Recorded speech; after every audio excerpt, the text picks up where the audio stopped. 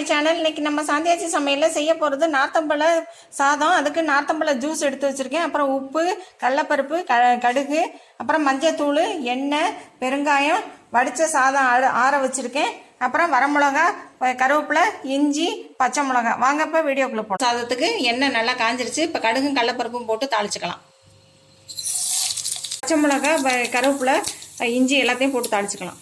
மஞ்சள் தூளையும் போட்டு அதையும் வச்சு கிண்டிக்கலாம். உப்பையும் போட்டு நல்லா கிண்டிக்கலாம். சேனலை எல்லாரும் சப்ஸ்கிரைப் பண்ணுங்கள், லைக் பண்ணுங்கள், ஷேர் பண்ணுங்கள். அப்புறம் வந்துட்டு மெயினாக கமெண்ட்ஸில் சொல்லுங்கள், எப்படி இருந்துச்சுன்னு செஞ்சு பார்த்துட்டு கமெண்ட்ஸில் சொல்லுங்கள். இப்போ இதை இப்போ ஜூஸை ஊற்றிக்கலாம். நான் ஜூஸை ஊற்றிட்டு அமர்த்திடலாம். அடுப்பு அமர்த்திட்டு நான் சாதத்தில் போட்டு கிண்டிட்டு காமிக்கிறேன். நம்ம சாதத்தில் இந்த நம்ம கலந்ததை ஊற்றிட்டோம். இப்போ இதை கிண்டிட்டு இப்போ நான் காமிக்கிறேன்.